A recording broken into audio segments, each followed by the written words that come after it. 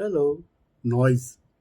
We do have a lot of noise around us by way of negative information or political instability or natural disasters or information about the fear and anxiety that happens in and around the world.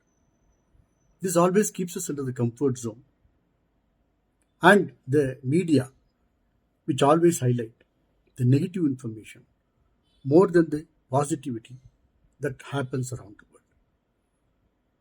In order to have their TRP ratings high, as we as human beings get attracted to negative information and negative news than the positivity.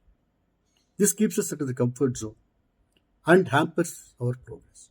So let us avoid this negative news or negative information in order to be successful and happy. Thank you.